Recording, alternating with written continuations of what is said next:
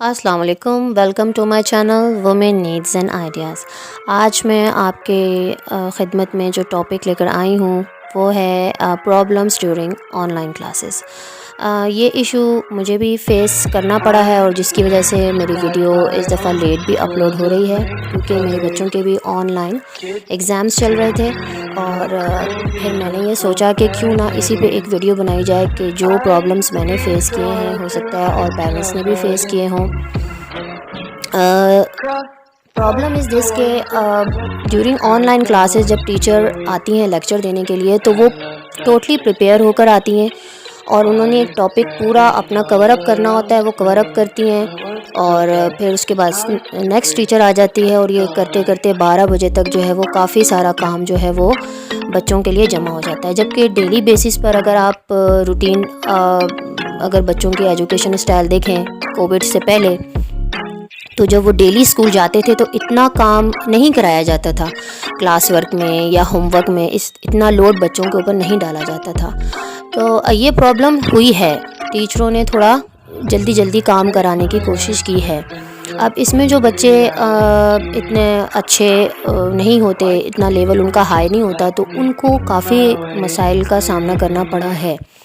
इसका हल क्या है? इसमें यही है कि आप डेली जो काम होता है उसे डेली करने की कोशिश करें। पेरेंट्स भी थोड़ा इन्वॉल्व हो, ये ना हो बच्चे बस सेल ले लें, मोबाइल ले लें और बस वो ऑनलाइन क्लासेस कंडक्ट कर रहे हैं और पेरेंट्स कोई लुक आफ्टर ही नहीं कर रहा। तो वो बस जब टाइम ओवर होगा तो उसने ये नहीं देखना कि मेरा वर्कशीट कंप्लीट है या नहीं है, वो काम कल पे डाल देता है और कल से करते करते वो काम ढेर सारा जमा हो जाता है। दूसरी बात ये भी है कि कुछ बच्चे इस तरह भी करते हैं कि लेक्चर को जो है वो टाइम टू टाइम सुनते नहीं हैं और फिर उसे कहते नहीं जो ये अपलोड हो जाएगा वहाँ से देख लेंगे, और करते करते काम बहुत सारा जमा हो जाता है।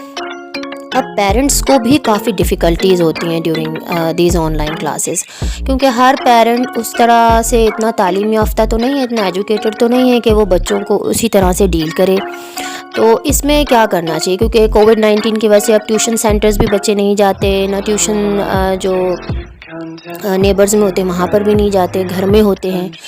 तो अब होता ये है कि जब ऑनलाइन क्लासेस कंडक्ट कर रहे होते हैं बच्चे, तो कुछ जो बच्चे शाय करते हैं वो टीचर से क्वेश्चन नहीं करते, उन्हें टॉपिक समझ में नहीं आता। अब अगर एक टॉपिक समझ ना आए तो ऑब्वियसली अगला टॉपिक तो बिल्कुल भी समझ में नहीं आएगा और इस तरह से बच्चों का लॉस हो जाएगा। और आप खुद देख रहे हो कि कोविड पूरे ईयर तकरीबन इससे भी ज़्यादा हो गया चल रहा है, तो बच्चे काफ़ी उनका नुकसान एजुकेशन में हुआ है, उनकी तालीम पर फ़र्क पड़ा है, क्योंकि जो स्कूल होता है ना वो घर में नहीं बनाया जा सकता। अगर ऐसा होता तो लोग स्कूल भेजते ही नहीं, बच्चों को घर में ही सारा कुछ पढ़ाते। अब होता ये है कि जो बच्चे शाय करते हैं वो टीचर से क्वेश्चन नहीं कर पाते। अब वो टॉपिक रह गया, अब उस टॉपिक को आप कवर करने की कोशिश करें। ये ज़रूरी नहीं है कि अगर टीचर के लेक्चर से आपको समझ में नहीं आया तो आप कहीं और से नहीं देख सकते, आप दूसरी वीडियोस देखिए, उससे रिलेटेड दूसरे टॉपिक की वीडियोस देखिए, आप खुद देखें। अगर आप समझ सकते हैं तो समझ के बच्चों को समझाइए, नहीं समझ सकते तो बच्चों को कहिए कि वो समझे। अगर वो बच्चा कहे नहीं मुझे तो इसका समझ ही नहीं आ रहा, तो बिल्कुल इससे आप परेशान ना हो कि बस अब जी बच्चे को समझ ही नहीं आएगा, बस रहने दे, अब क्या हो सकता है। फिर वो बच्चे भागते हैं, दूसरे बच्चे को कॉल करते हैं, जी मुझे कॉपी करा दो, मुझे व्हाट्सएप भेज दो। ये कॉपी करने से चीज़ें नहीं आती, आपको चीज़ों को अंडरस्टैंड करना पड़ता है, उस पर थोड़ा काम करना पड़ता है, फिर जाकर वो आप उसमें स्किल आपकी अच्छी हो जाती है, आप स्किलफुल बनते हो। अब आप एक वीडियो समझ में नहीं आई, कोई बात नहीं, दूसरी वीडियो देख लीजिए, तीसरी देख लीजिए, चौथी देख लीजिए, कोई ना कोई वीडियो ऐसी ज़रूर होगी जो आपके बच्चे की लेवल की होगी। अब मेरे बेटे के जब एग्ज़ाम चल रहे थे, उसको अप्रॉक्सीमेशन जो था, एक चैप्टर था मैथ का, वो मुझे उतना अच्छा भी नहीं लगता था और ना ही मैं उसमें इतनी अच्छी थी। लेकिन मैंने बच्चों को वीडियो दिखाई कि आप इसे समझने की कोशिश करो, मैं भी थोड़ा समझी, वो भी समझा, फिर वो बिल्कुल परफेक्टली वो करना शुरू हो गया। एक वीडियोज़ नहीं, ये वीडियो मुझे मम्मा समझ नहीं आ रही, मैंने कहा दूसरी देखो, तीसरी देखो, चौथी देखो।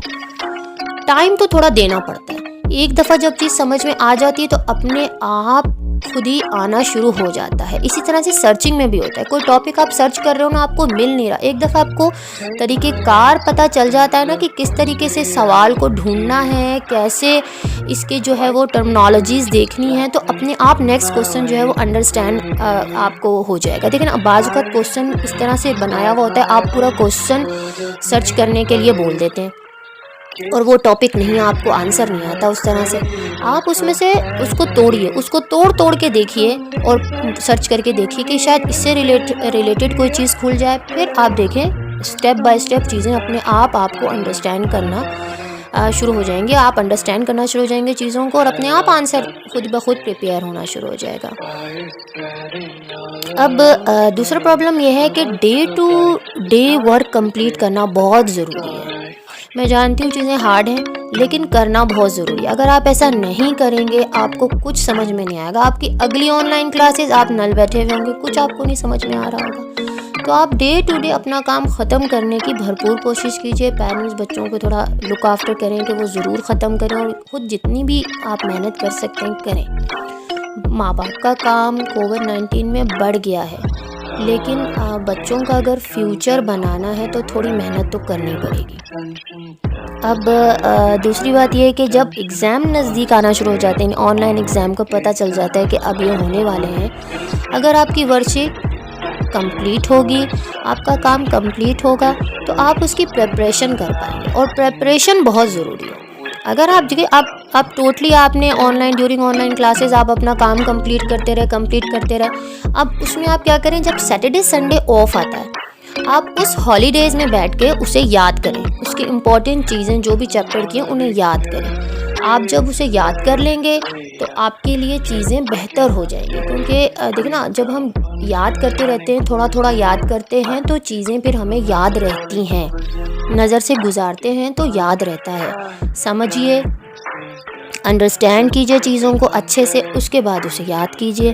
अब फिर इसी तरह से जब आपको गैप मिलेगा 10 to 12 डेज़, अब उस 10 to 12 डेज़ वाला जो गैप होता है ना एग्जामिनेशन से बिफ़ोर, उसको आप डिवाइड कर दीजिए। आप अपने सब्जेक्ट्स को उस पे डिवाइड कर लीजिए। 2 दिन मैं इस उर्दू को दूँगा, 2 दिन मैं इंग्लिश को दे देते हैं, 2 दिन आप एसएसटी को दे दीजिए। ये पेरेंट्स का काम होता है कि बच्चों को बताएं कि किस तरीके से, किस क्राइटेरिया से एग्ज़ाम की प्रिपरेशन करनी है। ये नहीं कि एग्ज़ाम से 6-7 दिन पहले बैठ गए, पहले पेपर की तैयारी करने और 6 के 6 दिन उसी को दे दिए। ऐसा बिल्कुल मत कीजिए।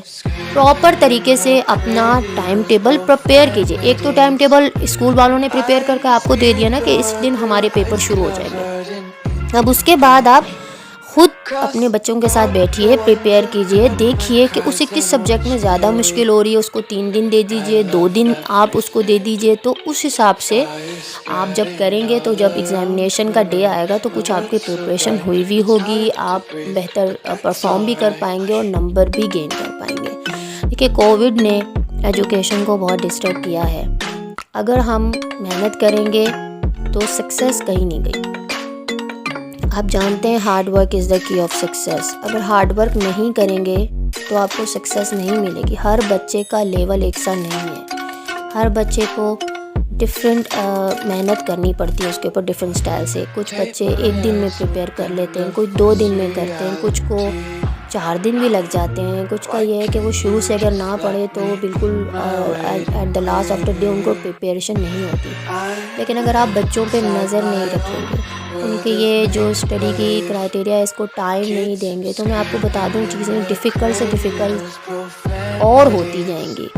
एक क्लास समझ नहीं आई, दूसरी क्लास पे बच्चा ट्रांसफ़र हो जाएगा, उसे कुछ पता नहीं चलेगा कि क्या हो रहा है। अच्छा, अगर कुछ ऐसे भी स्कूल हैं जहाँ पर ऑनलाइन एग्ज़ाम्स नहीं हो रहे और हाथ में पकड़ा दिया है पेपर, तो आप ऑनेस्टी से बच्चे को प्रिपेयर करवाओ, ऑनेस्टी से उनको बैठ के पेपर करवाओ और फिर आप देखें कि उनको फिर जब याद होगा तो वो अगली क्लास में जब जाएंगे तो उन्हें ऐसा नहीं लगेगा कि भाई मुझे तो कुछ बिल्कुल समझ ही नहीं आ रहा। सो आई होप मैंने मोटे सारे जो प्रॉब्लम्स थे उनको अपने इस वीडियो में डिस्कस करने की कोशिश की है। इसके बावजूद भी अगर किसी को कोई प्रॉब्लम फेस होती है या हो रही है और वो वांना डिस्कस विद मी, आप कमेंट करो, मैं उसका रिप्लाई ज़रूर करूँगी। और जो चीज़ें मैंने फ़ेस करी, मैंने उसे डिस्कस आउट करा, मुझे लगा कि ये चीज़ें हैं, ये डिस्कस होनी चाहिए, वो मैंने अपनी इस वीडियो में जो है वो डिस्कस की हैं। क्योंकि मैंने ख़ुद देखा है, मेरे अपने बच्चों के जो क्लासमेट्स हैं जी, मुझे ये व्हाट्सएप कर दें पिक्चर, मुझे ये काम भेज दें, आखिरी दिनों में आकर। आखिरी दिनों में आप कैसे सारा काम कर सकते हो? याद कब करोगे? समझोगे कब? अंडरस्टैंड कब करोगे? टीचर तो स्कूल में जाके ऑनलाइन क्लासेस कर रही है, आपको घर में बैठकर अपने बच्चों पे काम करना है, उनको बताना है, उनको समझाना है, टॉपिक खुद समझना है। इसमें कोई बुरी बात नहीं है अगर आप पहले खुद समझ के बच्चों को समझाएं। लेकिन घर का काम मैं मानती हूँ बहुत इम्पोर्टेंट है, लेकिन आप घर का काम अगर रह गया आप कल कर सकते हैं। बच्चों का वो वक्त निकल गया तो हाथ नहीं आएगा, क्योंकि टाइम चला जाता है, वापस नहीं आता। तो वहाँ जो आप ये जो मेहनत कर रहे हैं ना बच्चों पे, तो ये तो इसका फ्रूट तो उनको फ्यूचर में मिलेगा ही मिलेगा। आप जब तक मेहनत नहीं करोगे फल नहीं मिलेगा। आई होप मेरी वीडियो आपको अच्छी लगी होगी। अगर मेरी वीडियो अच्छी लगी है तो kindly do like, share and subscribe my channel. Thank you.